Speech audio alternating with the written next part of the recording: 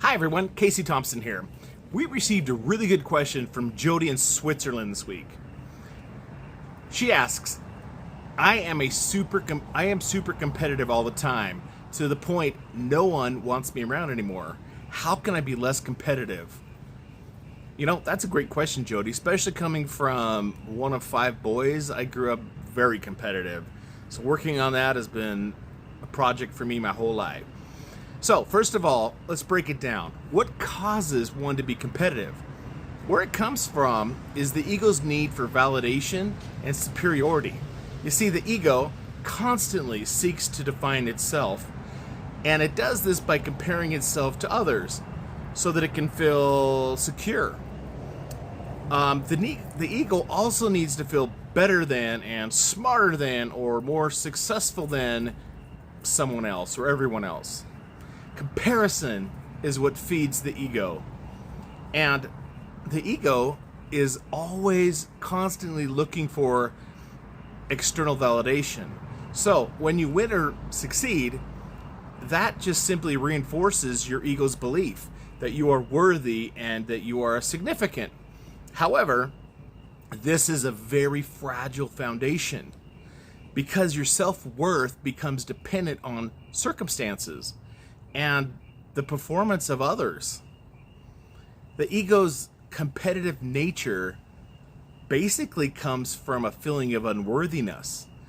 The ego believes that there isn't enough success or there isn't enough love or recognition to go around, so it must fight to get its share. This mindset creates what we call a zero-sum game, where for you to win, someone else must lose. But what the fake ego ignores is that every individual is a unique expression of God. Everyone is on their own personal journey with their own set of gifts, their own challenges and lessons and things to learn. And the ego ignores this truth and tries to force everyone into a single competitive race. So the competitive mindset assumes there's only one finish line and that everyone is running the same race. But this is an illusion, and your spiritual path is not a competition. There is no hierarchy of who is best or finishes first. Competitiveness can feel like a positive drive for self-improvement. However, and this is key, when it's rooted in comparison, it's not truly about becoming a better version of yourself. It's simply about being better than someone else. You see, the spiritual path encourages growth for its own sake, to unfold your own potential, not to outshine others, but by overcoming competitiveness is shifting your motivation from the ego to the soul. So you want to always focus on your own path. What are your unique gifts and what is your purpose? What does your success mean to you? You see, when you are aligned with your own path in life, the need to compete with others completely falls away and dissolves.